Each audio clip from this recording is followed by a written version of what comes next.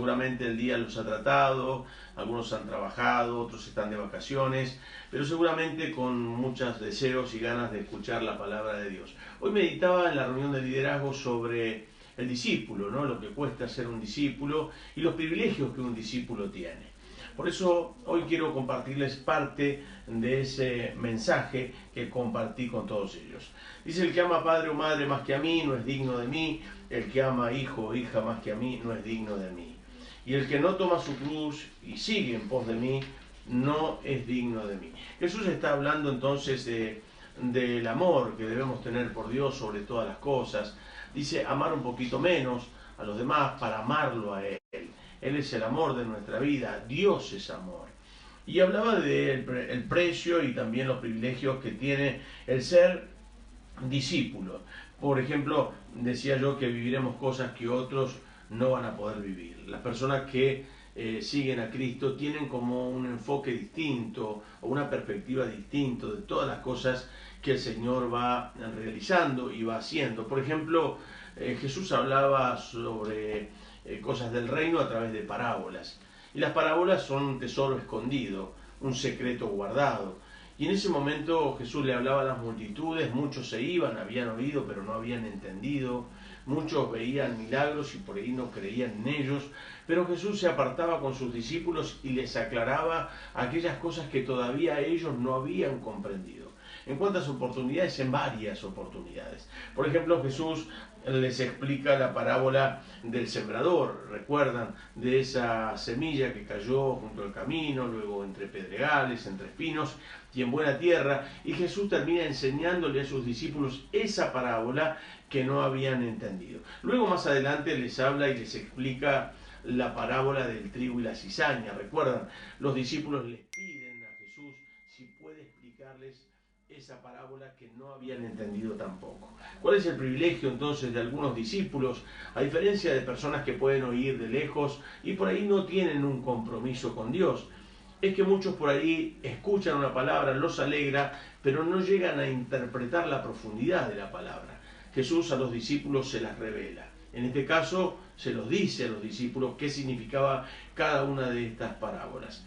Luego también, por supuesto, yo les comentaba que hay momentos donde Jesús les permite ver su gloria. ¿Se acuerdan en ese momento donde Jesús toma a Pedro, a Jacobo y a Juan, los lleva al monte de la transfiguración y delante de ellos entonces se produce ese milagro? Jesús se transfigura. La gloria de Dios lo había envuelto y ahí aparece Elías y Moisés. Es donde los discípulos dicen: ¿querés que hagamos 3 enramadas? Una para Moisés, otra para Elías y otra para ti.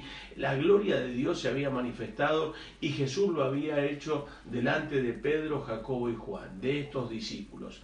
Qué importante entonces, cuando nos vamos acercando al servicio, al amor, al poner la mano en el arado, vamos teniendo algunos privilegios extra, algunos bonus track, como le llaman algunos, de personas que pueden ver cosas que otros no ven, que pueden interpretar la palabra de una manera mucho más profunda que otros. Por eso el privilegio de ser discípulos. Pero también, por supuesto que también hay algunos requisitos que debemos cumplir para poder llegar a serlo.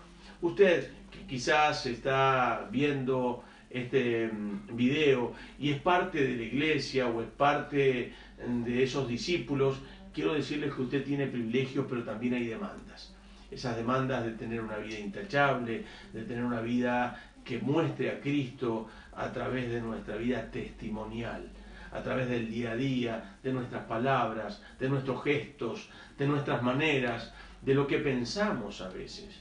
Por eso luchamos día a día y, como dice San Pablo, no pretendo yo haberlo alcanzado, pero prosigo a la meta.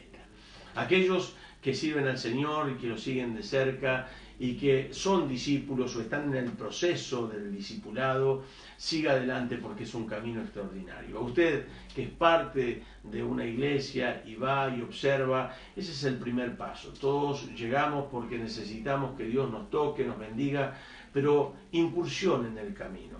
Jesús dijo: id y haced discípulos, ¿no?, a todas las naciones.